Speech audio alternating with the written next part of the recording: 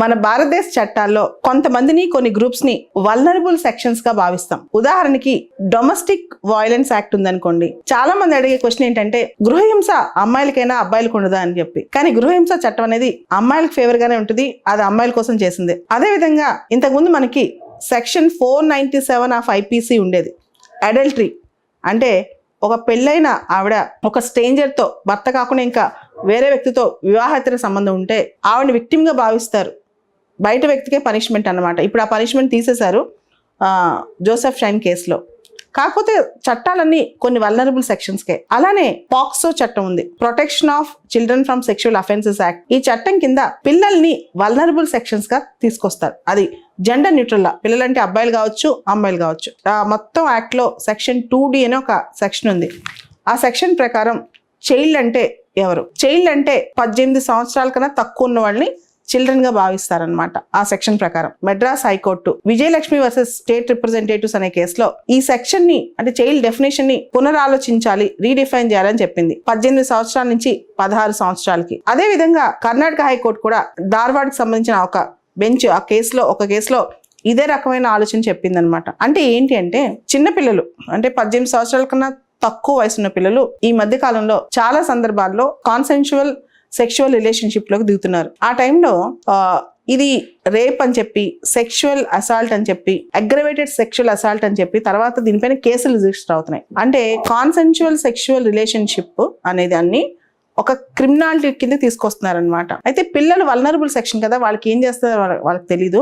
కాబట్టి అది ఖచ్చితంగా క్రైమ్ కింద వస్తుందని వాదించే వాళ్ళు కొందరు. అయితే ఈ రోజుల్లో మనం ఆలోచించాల్సిన విషయం ఏంటంటే ఏజ్ ఆఫ్ మ్యారేజ్ కి ఏజ్ ఆఫ్ కన్సెంట్ కి మధ్య తేడా మనకు తెలియట్లేదు. వెస్టర్న్ కంట్రీస్ లో అలా కాదు. ఏజ్ ఆఫ్ కన్సెంట్ అనే కాన్సెప్ట్ ఉందంటే వాళ్ళు ఏం చేస్తున్నారో వాళ్ళకి తెలిసి కన్సెంట్ ఇవ్వటం అనమాట. సో ఈ రోజుల్లో 16-15 సంవత్సరాల పిల్లలకి వాళ్ళు ఏం చేస్తున్నారు దాని కాన్సిక్వెన్సెస్ తెలిసిన పిల్లలు చాలా మంది ఉన్నారు. ఈ టైంలో మనం ఆ డిఫరెన్స్ ని తెలుసుకోకపోతే ఎట్లా? కాన్సెన్షువల్ రిలేషన్షిప్ కి సెక్షువల్ అసాల్ట్ కి చాలా తేడా ఉంది కదా అని చెప్పి డిస్కషన్ స్టార్ట్ అయిపోతుంది. ముఖ్యంగా చాలా వర్గాలు ఏమవుతుందంటే ఫస్ట్ ఒక కాన్సెన్షువల్ రిలేషన్షిప్ లోకి దిగిన తర్వాత స్లోగా తర్వాత అది ఎప్పుడైనా ఆ రిలేషన్షిప్ బెడ్చుకొట్టిన టైంలో అవి కేసులుగా మారటం, రేప్ కేసులు, సెక్షువల్ అసాల్ట్ కేసులు, పాక్సో కేసులు రావటం జరుగుతుందన్నమాట. ముఖ్యంగా ఈ చట్టంలో కాన్సెన్షువల్ గా చేసిన పనికి ఒక క్రైమ్ కి తేడా లేకుండా అయింది అని కూడా ఈ మధ్య చాలా వార్తలు వస్తున్నాయి. అదే విధంగా కోర్టులు కూడా అభిప్రాయపడుతున్నాయి. ఇప్పుడు మనకున్న చట్టాలు అసలు సోషల్ రియాలిటీకి దగ్గరగా ఉన్నాయా అనే ప్రశ్న కూడా చాలా మంది వేస్తూ ఉంటారు. ముఖ్యంగా 2019లో partners in law and development అనే సంస్థ ఒక సర్వే చేసిందనమాట. Why girls are running away for marriage, అంటే పెళ్లి చేసుకోవడానికి ఎందుకు పారిపోయి ఎలోపై చేసుకుంటున్నారు అని. ముఖ్యంగా దీనిలో ఒక రీజన్, చాలా రీజన్స్ ఉన్నాయి, పెద్దవాళ్ళకి భయపడి ఇవన్నీ. ముఖ్యంగా criminalization of consensual sexual relationship ఇది కూడా ఒక కారణం అనమాట. దీంతో అసలు ఏజ్ ఆఫ్ కన్సెంట్ అనే దాన్ని మనం తగ్గించవచ్చు కదా. అంటే భారతదేశంలో age of marriage, age of consent రెండు కూడా 18 సంవత్సరాలు అనమాట. రకరకాల కేసులు, రకరకాల సెక్షన్స్, కాంప్లెక్సిటీస్ పెరిగిపోతున్నాయి. ముఖ్యంగా ఆడపిల్లల తల్లిదండ్రులు అబ్బాయిల పైన పెట్టే కేసులు అనమాట.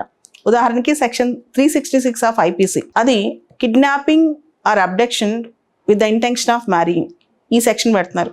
అలానే section 6 of POCSO act, section 6 ప్రకారం అగ్రవేటెడ్ పెనిట్రేటివ్ సెక్షువల్ అసాల్ట్, దీని మీద కేసు వేస్తున్నారు. అది కాన్సెన్షువల్ రిలేషన్షిప్ అనే అగ్రవేటెడ్ పెనిట్రేటివ్ సెక్షువల్ అసాల్ట్ అని చెప్పి కేసు వేస్తున్నారు. అలానే section 9 of prohibition of child marriage act, దీని కింద కూడా వేస్తున్నారు అనమాట. ఇలా బలమైన సెక్షన్స్ ఉండటం వల్ల ముఖ్యంగా ఆడపిల్ల తల్లిదండ్రులు అమ్మాయికి ఇష్టమే జరిగినా సరే 18 సంవత్సరాల లోపల జరిగితే ఈ కేసులన్నీ వేసేస్తున్నారు. దాంతో ఏం జరుగుతుంది, దానివల్ల అది కాన్సెన్షువల్ క్రైమ్ అనే దాని మీద ఆ డిఫరెన్స్ తెలియట్లేదు కోర్టులకు కూడా. అండ్ క్రైమ్ కాన్సెన్షువల్ అయినా క్రైమ్ లాగా అయ్యి అబ్బాయిల పైన పెద్ద పెద్ద పనిష్మెంట్లు కూడా వస్తున్నాయి. ఇవన్నీ పక్కన పెడితే కొన్ని సందర్భాల్లో 16 to 18 మధ్య, అంటే ఓల్డర్ అడాల్సెంట్స్ అంటాం, చిన్నపిల్లలు అనుకోండి 13-14 వాళ్ళకంటే 16 to 18 మధ్య వాళ్ళని ఓల్డర్ అడాల్సెంట్స్ అంటాం అనమాట. వీళ్ళు కనుక కొన్ని పనులు చేస్తే అవి కాన్సెన్స్ తో చేశారా, కన్సెంట్ తో చేశారా, ఇవన్నీ కూడా చూసుకోవాలి. ఏజ్ ఆఫ్ కన్సెంట్ అనేది 18 నుంచి 16 తగ్గించాలని చాలా మంది అంటున్నారు. అయితే ఇంకొకటి, ఒకవేళ కన్సెంట్ కనుక తగ్గిస్తే అది 16 సంవత్సరాలకు తీసుకొస్తే చాలా పెద్దవాళ్ళు దీన్ని మిస్ చేయకుండా, ఉదాహరణకి ఒక 16 ఏళ్ళ అబ్బాయికి ఒక 45 సంవత్సరాల ఆవిడకి సంబంధం ఉందనుకోండి, ఇలాంటి ప్రాబ్లమ్స్ లేకుండా ఇంకొక ఆలోచన కూడా, ఈ 2 పార్ట్నర్స్ మధ్య ఏజ్ గ్యాప్ కూడా 5 years కన్నా ఎక్కువ ఉండకూడదు. అలాంటప్పుడే ఏజ్ ఆఫ్ కన్సెంట్ అనేది లీగాలిటీలోకి వస్తుంది, లేకపోతే మళ్ళీ అది క్రైమ్ కిందకి వస్తుంది అని చెప్పి. సో ఇవన్నీ చూస్తూ పోతే భారతదేశంలో చట్టాల్లో కొంత మార్పులు రావాలి సొసైటీ మారే కొందికి. అలా రాకపోతే అనవసరంగా కొంతమంది క్రిమినల్స్గా స్టాంప్ వేయబడతారు. దాంతోపాటు విక్టిమ్స్ కాకపోయినా వాళ్ళకని తెలిసి చేసినా విక్టిమ్స్ అని సమాజం నమ్ముద్ది అనమాట. ఈ మొత్తాన్ని పక్కన పెడితే చట్టాల్లోనూ సమాజంలోనూ చాలా మార్పులు రావాల్సిన అవసరం ఉంది.